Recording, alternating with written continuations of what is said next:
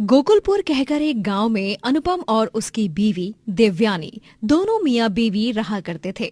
उन दोनों को एक छोटा बेटा और बेटी थे जिनके नाम मोनू और स्वीटी होते हैं। अनुपम गांव की नदी में नाव चलाता और यात्रियों और गांव वासियों को एक जगह से दूसरी जगह छोड़ता। अरे वाह वाह, कितना मधुर संगीत बज रहा है तुम्हारी टेप में।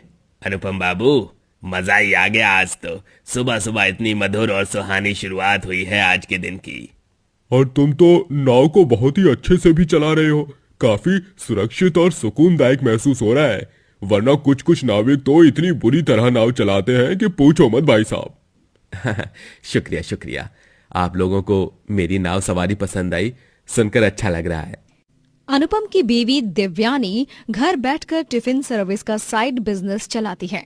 घर से ही खाना पकाती और उसे टिफिन में पैक करके अपने चंद ग्राहकों को देती और थोड़े बहुत पैसे कमा लेती, जिससे उनका घर खर्च निकल जाता। वहीं दिव्यानी के हाथ का बना खाना सभी को बहुत पसंद आता है।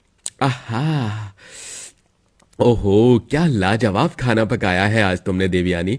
तुम तो मास्टर शेफ ही हो। जी आप भी ना। अच्छा सुनिए, ये पूरी सब्जी खाइए, तब तक मैं आप तीनों के लिए खीर बना कर लाती हूँ। हाँ माँ, मुझे 2 कटोरी खीर देना। आपके हाथ की खीर को खाने के बाद दिल ही नहीं भरता। हाँ माँ, मुझे भी। ठीक है बच्चों। दिव्यानी के हाथ का बना खाना आस पड़ोस में मशहूर था। उसके टिफिन सर्विस वाले सारे कस्टमर्स भी उसकी तारीफों के पुल बांधते रहते। दोनों पति पत्नी खुशी से पूरी मेहनत करके अपना घर चला रहे होते हैं, लेकिन वो कहते हैं ना, खुशियों को नजर लगने में देर नहीं लगती।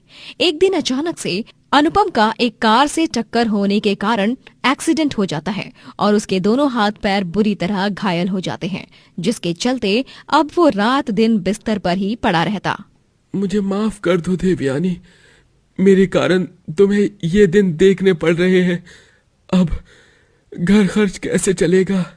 मोनू और स्वीटी की स्कूल की फीस, बिजली का बिल, घर का राशन। देखिए अनुपम जी, आप इन सब बातों की चिंता मत कीजिए। खामखा आपकी तबीयत और ज्यादा बिगड़ जाएगी। आप अभी बस आराम कीजिए। देवयानी, नदी किनारे मेरी नाव होगी।